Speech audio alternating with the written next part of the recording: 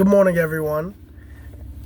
Today I'm in a different location due to circumstances, but I promised myself that I will continue to read. I'm a little later than I normally am, but that's not going to stop me. I will read this Bible today. I made that promise. I'm going to continue forward into my journey. Today I'm going to be starting chapter 15. As a matter of fact, I started to record and I was just like, am I on chapter 12? Realized I had already started that one. No, I'm on chapter 15. The Lord's covenant with Abram. Without further ado, let's go ahead and get started. So again, chapter 15, the Lord's covenant with Abram.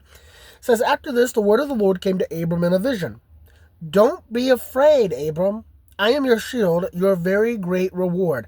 Now, I'm going to pause right there. I am not a big fan of visions. I know the book of Daniel, he has a vision. I know Isaiah has visions. I know that there's all kinds of different visions throughout the Bible.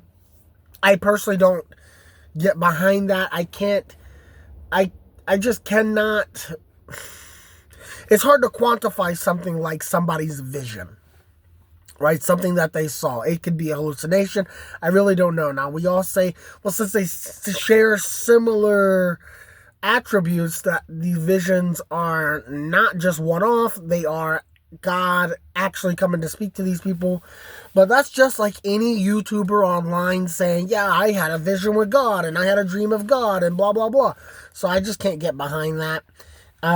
So anytime there's a vision, I kind of check out mentally, but let's continue. But Abram said, Sovereign Lord, what can you give me since I remain childless, and the one who will inherit my estate is Eliezer of Damascus? And Abram said, you have given me no children, so a servant in my household will be my heir. A slave in my household. Just say slave. Right? Let's just say slave. Then the word of the Lord came to him. This man will not be your heir, but a son who is your own flesh and blood will be your heir. He took him outside and said, look up at the sky and count the stars. If indeed you can count them, he said to him, so shall your offspring be. Now again, this is more hyperbolic. Of course, there are trillions upon trillions of stars in the sky. That's just not the case, right? Unless they're saying that we are his offspring, but we know that's the Jews, not us. I guess you could say the Gentiles. Abram believed the Lord and credited it to him as righteousness. He said to him, I am the Lord who brought you out of Ur of the Chaldeans to give you this land to take possession of it. But Abram said, Sovereign Lord, how can I know that I will gain possession of it? So the Lord said to him, bring me a heifer, a goat, and a ram, each 3 years old, along with a dove and a young pigeon. Abram brought all these to him, cut them in two, like literally two. Cut them in two, and arranged the halves opposite of each other. The birds, however, he did not cut in half. Then birds of prey came down on the carcasses, but Abram drove them away. As the sun was setting, Abram fell into a deep sleep, and a thick, dreadful darkness came over him. Then the Lord said to him, know for certain that for 400 years your descendants will be strangers in a country not their own, in that they will be enslaved and mistreated there. But I will punish the nation they serve as slaves, and afterward they will come out with great possessions. You, however, you will go to your ancestors in peace and be buried at a good old age. In the fourth generation, your descendants will come back here, for the sins of the Amorites has not yet reached its full measure. When the sun had set and darkness had fallen, a smoking fire pot with a blazing torch appeared and passed between the pieces. On the day the Lord made a covenant with Abram, to your descendants I give this land from Wadi of Egypt to the great river, the Euphrates, the land of the Kenites, the Kezites, Cadmonites, Hittites, Perizzites, Rephites, Amorites, Canaanites, Girgashites, and Jebusites.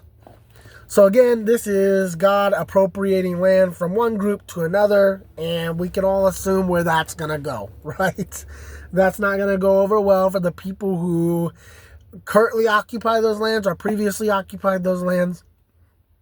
Let's continue on. So chapter 16. It's called Hagar and Ishmael.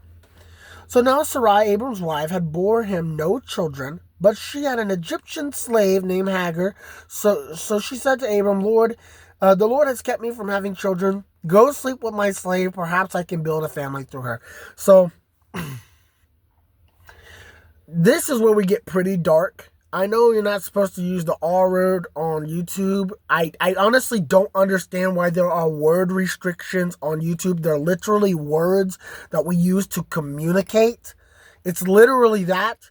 But let me not get off on a deep end here. The point is, from my perspective, Abram raped this woman. She's a slave. She had no choice in the matter. That's what it is. Now, I know a lot of Bible thumpers will say, whoa, it's an indentured servant, and it was consensual. Well, no. I'm big on calling a spade a spade. He's a slave owner, and he is now a rapist.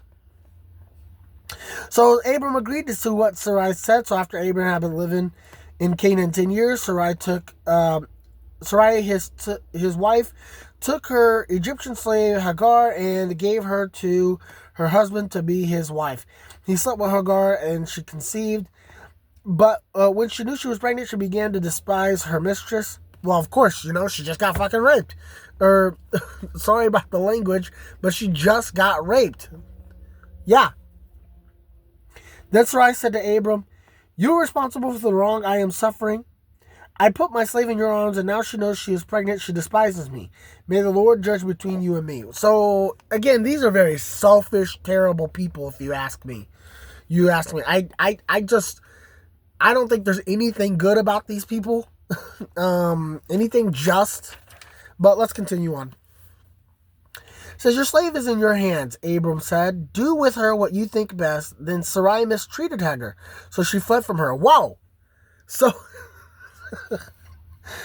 Okay, let's continue on. The angel of the Lord found Hagar near a spring in the desert. It was the spring that is beside the road of Shur. And he said, Hagar, slave of Sarai, where have you come from and where are you going? I'm running away from my mistress Sarai, she answered. Then the angel of the Lord said, go back to your mistress and submit to her. The angel added, I'll increase your descendants so much that they will be too numerous to count. The angel of the Lord said to her, you are now pregnant, and you will give birth to a son. You shall name him Ishmael. For the Lord has heard of your misery. He will be a wild donkey of a man. His hand will be against everyone and everyone's hand against him. And he will live in hostility towards all of his brothers. Wow. So just dooming this young man off the start. So not only is he a bastard of a slave, he's going to be essentially have the world out for him. That's always great. She gave this name to the Lord who spoke her, you are the God who sees me, for she said, I have now seen the one who sees me. That is why the well was called Bir Lahai Roi. It is still there between Kadesh and Bered. I wonder if it's still there today. I don't think so. Maybe it is, maybe it isn't. So Hagar bore Abram a son, and Abram gave the name Ishmael to the son she had born. Abram was 86 years old when Hagar bore Ishmael. So we're going to stop right there. I'm not going to lie, I was not a fan of that chapter. It's a terrible, terrible, terrible chapter. And I know what everybody's thinking. Oh, you're judging by today's standards. Okay. That argument is nonsensical. It's nonsensical because obviously we've progressed morally since then. Okay? Obviously, but I would argue there was still a right and a wrong back then. Right?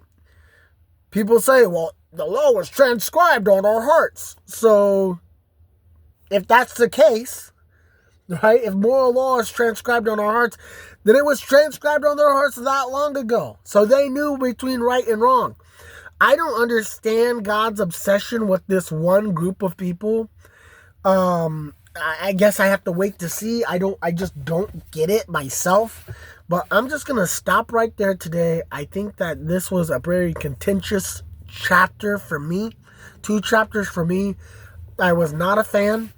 Not a fan. I don't like Abram. I don't like Sarai. Poor Hagar has to live the rest of her life with this bastard child that gets replaced, because I do know that Abram does have another son. He gets replaced, and it's just, I don't like it. I don't like it. So we'll see.